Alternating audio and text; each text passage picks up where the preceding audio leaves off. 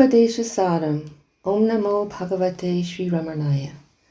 Karturajnaya prapyate palam karma kim param karma tajjadam kriti mahodadau patana karanam palamashashvatam gati nirodakam ishvararpitam nechayakritam chitta shodakam mukti sadakam kayavanmana Kayamuttamam pujanam japas chintanam kramat jagata ishadhi yukta sevanam ashtamurti brad deva pujanam uttamastavad uchchamadataha chittajam japa jnanamuttamam ajadharaya strotasasamam saralachintanam Viralatatparam Bheda Bhavanat Sohamityaso Bhavana Bida Bhavani Mata Bhavashunyasad Bhavastutitihi Bhavana Balad Bhaktiruttama Ritstalemana Swastatakriya Bhakti Yoga Bodh Aschanishchitam Vayurodana Vilyate manaha jana pakshivat roda sadhanam chitta vayavash chitkriya yutaha shakayordvayi shakti mulaka laya vinashane ubayarodhane layagatam punar bhavati nomritam prarnabandhanat lina manasam ekachintana Nascha metyada, nascha manasod, krishta yoginaha, krityamastikim, swastitim yataha, drishyavaritam, chittam atmanaha, chitvadarsanam, tatvadarsanam, manasam tukim, margane krite, naiva manasam, marga arjavat, vrittayastvaham, Vrittimashritaha vrittayo mano vidyahamanaha ahamayam kuto bhavati chinvataha ayipatatyaham nijavicharanam ahaminashabhaj yahamahantaya spurati hritsvayam paramapurnaset idamaham pada bhikyamanvaham Ahamilinake Pyalaya Sattaya Vigrahendriya Pranaditamaha Nahamekaset Tajjadam Yaset Sattvabhasika Chitvavetara Sattaya Hichit Chittaya Yaham Ishajivayor Veshadibhida Satsvabhavato Vastu Kevalam Veshahanata Swatma Darshanam Isha Darshanam Swatma Rupataha Atma Samstiti Swatma Darshanam Atma Nirdvayad Atma Nishtata Jnana Varjita Jnana Hina Chit Jnana Mastikim Jnantumantaram Kim Swarupam Ityatma Darshane Avyaya Bhava Purna Chitsukam Bandha Mukyati Tam Param Sukham Vindadita Vastu Devika Ahamapetakam Nijavibanakam Mahadidantapo Ramanavagiyam. Om Namo Bhagavate Sri Ramanaya. Le groupe de Paris, France, vous propose la lecture de la rencontre de Maurice Friedman avec Bhagavan. Paris, France group proposes a reading of how Maurice Friedman met with Bhagavan. We will read in English first and after in French. Maurice Friedman, a Polish Jew, was working as a research engineer in France when the then Divan of Mysore struck by his originality and drive, brought him to Mysore. He effected improvements in the Shaka and earned the name Bharatananda from Mahatma Gandhi in recognition of his intense love for India. He first met Sri Ramana around 1935. Just 6 months after I came to India, I was left alone and had no friends. The person whom I loved died, and I had nothing to attract me in life. Quite accidentally, just for fun, I dropped in at Tiruvannamalai. I went direct to the Swami and remained there for 2 hours. Then I understood that I had met someone the like of whom I had never met before. I did not then know what was meant by words like the Maharishi and Bhagavan. I had no preconceived ideas, and yet I felt that there was something extraordinary in that man. I was told about his teachings, but they were far too high for me. I did not understand what they meant, but I felt a strong affection for him, just as a dog would have towards his master. Afterwards, whenever I felt worried, I used to go to the ashram and sit in his presence. In the early days, I would be asking questions, but later, when I began to visit him more and more, discussions with him grew less and less. Then I began to visit him almost every month. I knew no sadhana nor dhyana. I would simply sit in his presence. To my questions, the Maharishi would say, "Find out who you are." I could not make out anything, but all the same, I felt happy. Slowly, some change came into me. Just as the egg grows and hatches only with the aid of the warmth of the mother, I was getting into shape slowly and steadily in his presence. My mind became quieter than before. Previously I was unhappy and dissatisfied. Now a kind of security and peace began to be felt spontaneously. I felt that the Maharishi was coming nearer and nearer as time passed. Afterwards, I used to think of him whenever I felt unhappy. His affection was always there.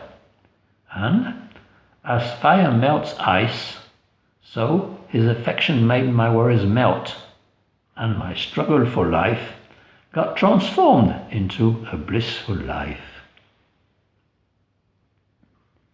The burning regret, which many probably share with me, is that full advantage was not taken of those happy and precious days when he was with us physically also, eating, talking, laughing, welcoming all, open to all. The reality was there, in abundance for taking.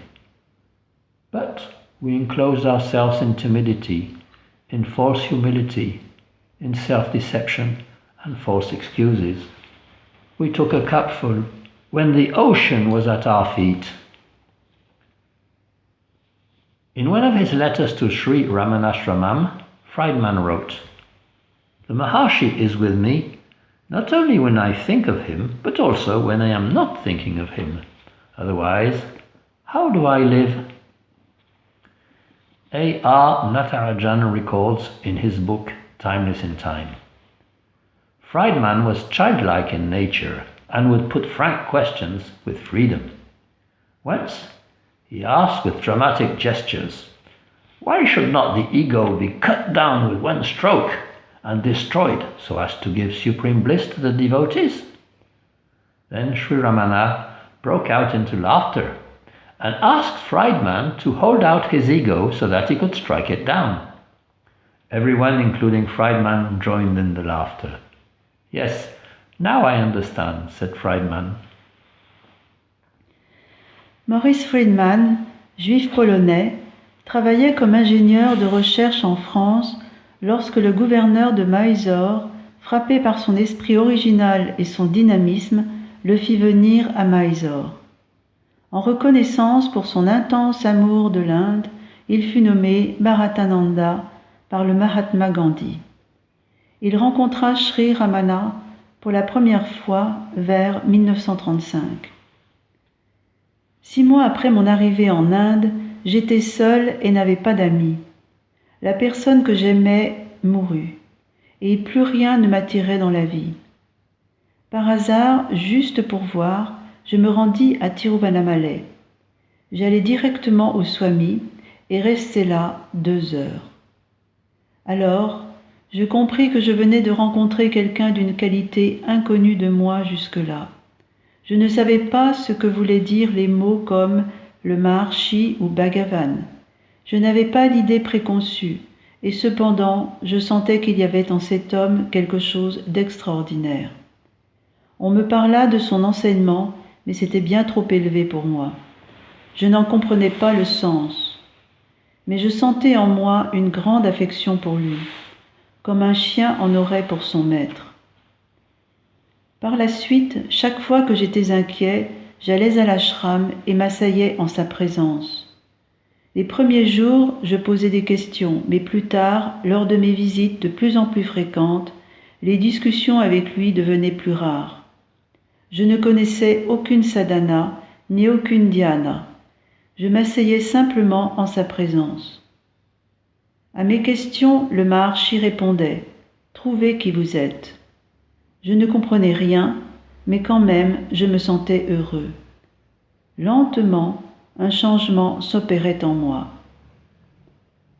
Tout comme l'œuf se développe et éclot uniquement par la chaleur de la mer, je prenais forme lentement et régulièrement en sa présence. Mon esprit devenait plus tranquille. Avant, il était malheureux et insatisfait. À présent, une sorte de sécurité et de paix se faisait sentir spontanément en moi. Je sentais que le Maharishi était de plus en plus proche au fur et à mesure que le temps s'écoulait. Ensuite, je pensais à lui toutes les fois où je me sentais malheureux. Son affection était toujours là, et tout comme le feu fait fondre la glace, son affection faisait fondre mes soucis, et ma lutte pour l'existence se transforma en une vie de félicité. Le regret brûlant que probablement bon nombre partagent avec moi est que ces jours heureux et précieux où il était avec nous également par le corps, mangeant, parlant, riant, accueillant tous, ouvert à tous, nous ne les avons pas saisis dans leur plénitude. La réalité était là, abondante, à notre portée, mais nous nous étions enfermés en timidité, en fausse humilité, en aveuglement et mauvaises excuses. Nous avions l'océan à nos pieds, mais n'en buvions qu'une seule tasse. Dans une lettre à Sri Ramanashramam, Friedman écrivait « Le Maharishi est avec moi pas seulement quand je pense à lui, mais aussi quand je ne pense pas à lui. Sinon, comment vivrais-je »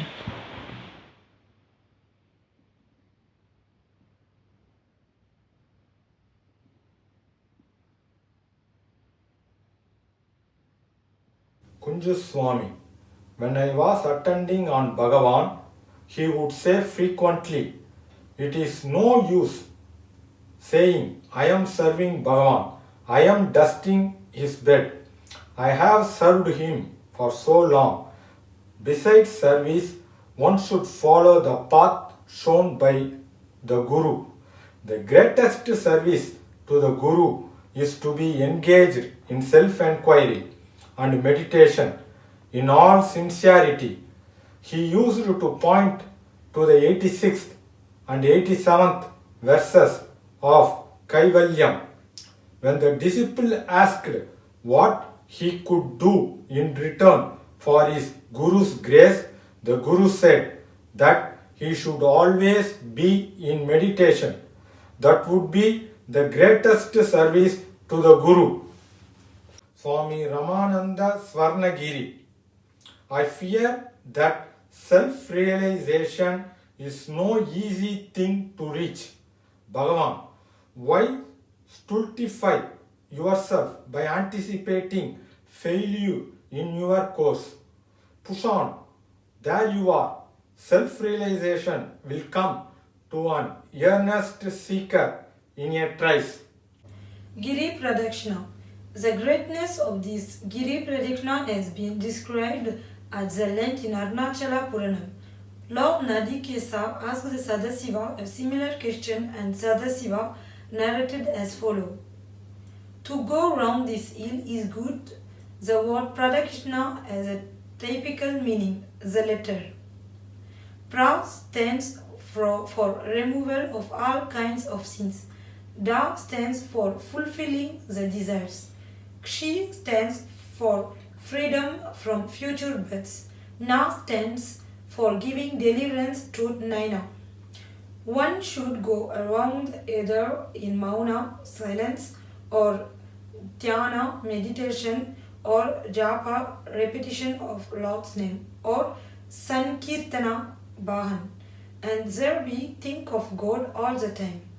One should walk slowly like a woman who is in the 9th month of pregnancy.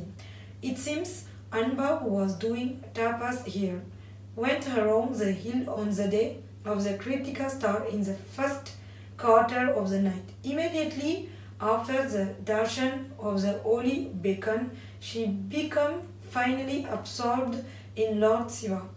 It is stated that on the 3rd day after the festival of the holy beacon, Shiva himself started for the Pradakshina with all his followers. Really, it is difficult to describe the pleasure and the happiness one gets by this Pradakshina. The body gets tired, she sends organs lose their strength, and all the activities of the body become absorbed within. It is possible thus to forget oneself and get into a state of meditation. As one continues to walk, the body automatically gets harmonized as in the asana state. The body, therefore, becomes improved in health. Besides this, there are several varieties of medicinal herbs on the hill. The air that passes over those herbs is good for the lungs. One can walk carefree according to one's wishes.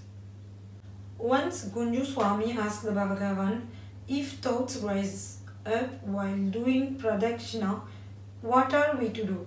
Bhagavan replied, just do nothing. Ignore them, keep yourself away from them, as you automatically do when a donkey or dog crosses your path while walking around the hill. If you ignore them, they will go away of their own accord.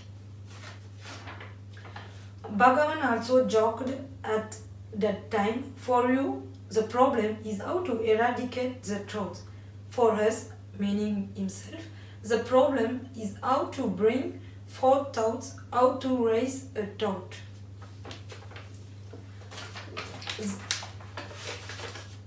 There are several siddhas and sages on the hill.